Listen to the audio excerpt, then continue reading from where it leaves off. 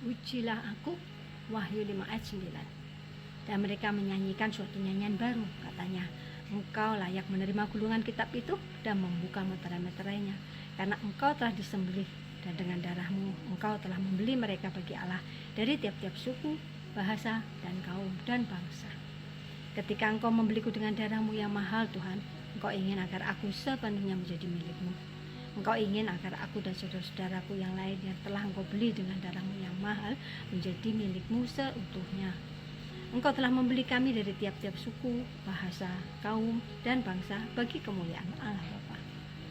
Tuhan, engkau ingin menjadikan orang-orang yang engkau tebus dan bayar dengan darahmu yang mahal untuk menjadi imam-imam dan sekaligus raja-raja untuk memerintah bumi bersama-sama dengan engkau dalam Wahyu 5 ayat 10. Membaca hal di atas dari Alkitab, aku mengerti agar aku dapat menjadi imam dan raja dan memerintah bersama engkau seperti yang engkau inginkan.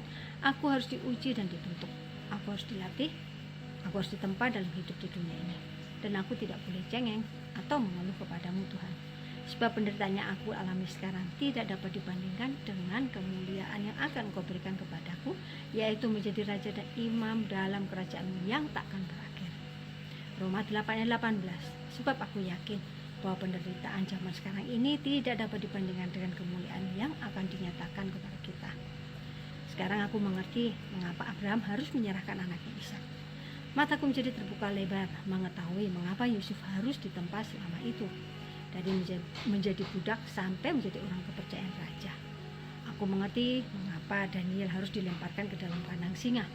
Begitu juga dengan Sadrah, Mesak, dan Abednego yang dibuang di lautan api. Dalam perjanjian baru, aku juga mempelajari betapa kerasnya kehidupan yang harus dialami oleh murid-murid Yesus.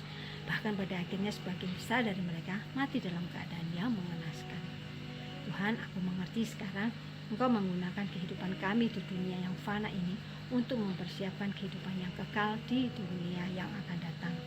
Di dunia ini umur kami 70 tahun dan kalau kuat 80 tahun, dan kebanggaannya ialah kesukaran dan penderitaan. Mazmur 90 ayat 10. Semua yang kau lakukan di dalam hidupku ialah untuk mematikan kedagingan yang begitu kuat berkuasa dalam hidupku.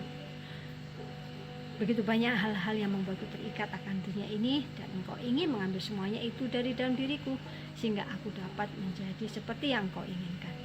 Aku harus menjadi semakin kudus dalam pikiran, perkataan, dan perbuatan, sama seperti Bapa yang juga kudus. Wahyu 3 ayat 21. Barang siapa menang, ia akan kududukan bersama-sama dengan aku di atas tahtaku, sebagaimana aku pun telah menang dan duduk bersama-sama dengan Bapakku di atas tahtanya. Tuhan Yesus mengasihi Anda dan seluruh keluarga Anda.